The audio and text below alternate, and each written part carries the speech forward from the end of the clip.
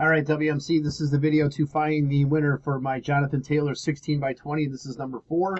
We'll check the time, February 18th at 3:48 p.m. I'm going to go over to the Raz and type live. And we've got February 18th at 3:48 p.m. There is the list of our 10 entries. We're just going to randomize your names, and then whoever's on top after the final roll is our winner.